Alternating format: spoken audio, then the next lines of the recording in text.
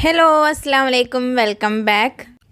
ഇന്നത്തെ നമ്മുടെ റെസിപ്പി കാണുമ്പോൾ തന്നെ കഴിക്കാൻ തോന്നുന്ന അത്രയും ടേസ്റ്റിലുള്ള ഒരു പലഹാരമാണ്. നിമിഷ നേരം കൊണ്ട് ചെയ്തെടുക്കാവുന്നതേ ഉള്ളൂ. അപ്പോൾ അതെങ്ങനെയാണെന്നൊന്ന് പെട്ടെന്ന് വീഡിയോ കണ്ട് നോക്കാം. വീഡിയോ കണ്ടുകൊണ്ടിരിക്കുമ്പോൾ ഇഷ്ടമാണെങ്കിൽ ലൈക്ക് ചെയ്യാനും നിങ്ങളുടെ അഭിപ്രായങ്ങൾ കമൻ്റായിട്ട് അറിയിക്കാനും മറക്കല്ലേ. അപ്പോൾ നമുക്കിത് ചെയ്തെടുക്കാൻ വേണ്ടിയിട്ട് ഞാൻ ഇവിടെ ഒരു കുക്കറിൽ എടുത്ത് വെച്ചിട്ടുണ്ട്. അതിലേക്ക് ഒരു 3 ചെറിയ ഉരുളക്കിഴങ്ങ് കണ്ടോ എടുത്തിട്ടുള്ളത്. അതിലേക്ക് ആവശ്യത്തിനുള്ള ഉപ്പും കുറച്ച് വെള്ളവും ചേർത്തിട്ട് ഒരു വിസിൽ അടുപ്പിച്ചെടുക്കണം. ആ ഒരു സമയത്തിൽ ചെറിയൊരു ക്യാരറ്റും ചെറിയൊരു ബീട്രൂട്ടും ഗ്രേറ്റ് ചെയ്തത് ഒരു പാത്രത്തിലേക്ക് ചേർത്ത് കൊടുക്കുന്നുണ്ട് കേട്ടോ. പിന്നെ ഫ്രോസൺ ആയിട്ടുള്ള ഒരു 1/4 കപ്പ് ഗ്രീൻ പീസാണ് എടുത്തിട്ടുള്ളത്. അപ്പോൾ നോർമൽ ആയിട്ടുള്ള ഗ്രീൻ പീസ് ആണെങ്കിൽ ജസ്റ്റ് ഒന്ന് കുക്ക് ചെയ്തതിന് ശേഷം ഒന്ന് എടുത്ത് മാറ്റി വെക്കാം കേട്ടോ. എന്നിട്ട് നമ്മൾ ഈ ഫ്രോസൺ ഗ്രീൻ പീസ് ഇതിൻ്റെ കൂടെ തന്നെ ഒന്ന് ജസ്റ്റ് വേവിച്ച് കൊടുക്കാം. അപ്പം ഫസ്റ്റ് കുറച്ച് ഉപ്പും കൂടി ചേർത്ത് 1 മിനിറ്റ് നല്ല പോലെ പാത്രത്തിലൊന്ന് മിക്സ് ചെയ്തതിന് ശേഷം നമ്മളിതിലേക്ക് 1/4 കപ്പ് വെള്ളം ചേർത്തിട്ടാണ് കേട്ടോ അത് വേവിച്ചെടുക്കുന്നത്. എണ്ണ ഒന്നും ചേർക്കാതെ 1/4 കപ്പ് വെള്ളം മാത്രമാണ് നമ്മളിതിലേക്ക് ചേർത്ത് കൊടുക്കുന്നത്. അപ്പോൾ ഈ 1/4 കപ്പ് വെള്ളം ചേർത്തിട്ട് നല്ല പോലെ അടച്ച് വെച്ചിട്ട് ഒരു 10 മിനിറ്റ് ലോ ഫ്ലെയിമിൽ വെച്ചിട്ട് വേണം കേട്ടോ നമ്മൾ കുക്ക് ചെയ്തെടുക്കാൻ വേണ്ടിയിട്ട്. ആ ഒരു സമയം ആകുമ്പോഴേക്ക് ഇതുപോലെ വെള്ളമൊക്കെ ഒന്ന് വറ്റി നല്ല കുക്കായിട്ട് നമുക്ക് കിട്ടും. പൊട്ടാറ്റോ ഒരു വിസിൽ അടുപ്പിച്ചെടുത്തപ്പോൾ നല്ല കറക്റ്റ് വേവായിട്ട് കിട്ടിയിട്ടുണ്ട്. ഓവർ കുക്കായിട്ടുണ്ടെങ്കിൽ നമുക്ക് അത്ര ഒരു കൺസിസ്റ്റൻസി കറക്റ്റായിട്ട് കിട്ടില്ല കേട്ടോ. അതുകൊണ്ടാണ് ആ ഒരു സമയം നമ്മൾ നല്ല പോലെ ഒന്ന് ഉടച്ചെടുക്കാം.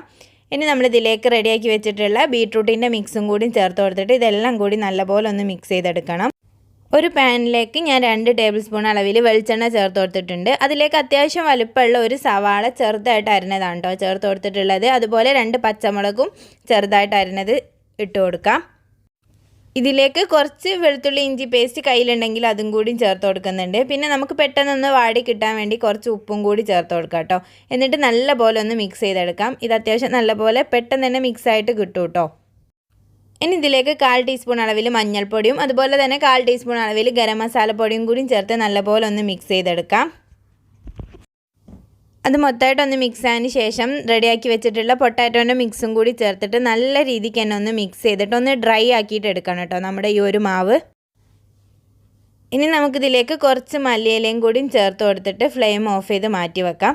അപ്പോൾ ഇത് ഓവറായിട്ട് വെറ്റായിട്ട് കിടക്കുകയാണെങ്കിൽ നമ്മളെ കയ്യിൽ കുറച്ച് ബ്രെഡ് ക്രംസ് ഉണ്ടല്ലോ അതും കൂടി ചേർത്തൊന്ന് കുഴച്ചെടുത്താൽ മതി കേട്ടോ. എന്നിട്ട് നമ്മൾ ഇതുപോലെ ഒന്ന് ഷേപ്പാക്കി എടുക്കാൻ പറ്റുന്ന ആ ഒരു രൂപത്തിൽ വേണം നമ്മളെ ഈ ഒരു മാവ് കിട്ടാൻ വേണ്ടിയിട്ട്. അത്യാവശ്യം ഒരു വലുപ്പത്തിൽ തന്നെയാണ് ഞാൻ ഓരോ ബോൾസും ചെയ്തെടുത്തിട്ടുള്ളത്. അപ്പോൾ നിങ്ങൾക്ക് ഇഷ്ടമുള്ള ഷേപ്പിലൊക്കെ ചെയ്തെടുക്കാം കേട്ടോ. ഒരു പാത്രത്തിലേക്ക് 2 ടീസ്പൂൺ അളവിൽ മൈദാമാവും കുറച്ച് വെള്ളം കൂടി ചേർത്തിട്ട് നല്ല പോലെ ഒന്ന് കലക്കിയെടുക്കാം.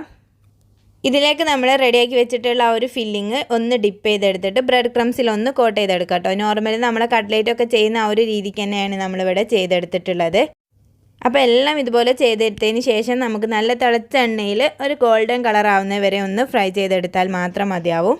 1-2 മിനിറ്റ് മാത്രം ഒന്ന് ഫ്രൈ ചെയ്തെടുത്താൽ മതി. ഉള്ളൊക്കെ ഓൾറെഡി കുക്ക് ആയതുകൊണ്ട് തന്നെ ഓവർ ടൈം ഒന്നും എടുക്കില്ല കേട്ടോ. എൻ്റെ ബീഫിൻ്റെ ഒക്കെ കട്ട്ലേറ്റിനേക്കാളും അടിപൊളി ടേസ്റ്റിൽ കഴിക്കാൻ പറ്റുന്ന ഒരു കട്ട്ലേറ്റ് തന്നെയാണ് കേട്ടോ ഇത്. നമുക്ക് കോഫി ഷോപ്പിലൊക്കെ കിട്ടുന്ന അതേ റെസിപ്പി തന്നെയാണ് ഫോളോ ചെയ്തിട്ടുള്ളത്. അപ്പോൾ എന്നും ഒരേപോലെ കട്ട്ലേറ്റൊക്കെ റെഡിയാക്കി മടുത്തിട്ടുണ്ടെങ്കിൽ ഇതുപോലെ ഒന്ന് ട്രൈ ചെയ്ത് നോക്കുക. തീർച്ചയായിട്ടും എല്ലാവർക്കും ഇഷ്ടപ്പെടും. വീഡിയോ ഇഷ്ടമായിട്ടുണ്ടെങ്കിൽ ലൈക്ക് ചെയ്യാനും ഫാമിലിക്കും ഫ്രണ്ട്സിനും ഒക്കെ ഒന്ന് ഷെയർ ചെയ്ത് കൊടുക്കാനും മറക്കല്ലേ. വീഡിയോ ആദ്യമായിട്ട് കാണുന്നവരാണെങ്കിൽ ഇതുപോലത്തെ സിമ്പിൾ റെസിപ്പികൾക്കായിട്ട് ചാനൽ ഒന്ന് സബ്സ്ക്രൈബ് ചെയ്ത് സപ്പോർട്ട് ചെയ്യുക. അപ്പോൾ അടുത്ത നല്ലൊരു വീഡിയോയിൽ കാണുന്നത് വരെ ബൈ. Thank you.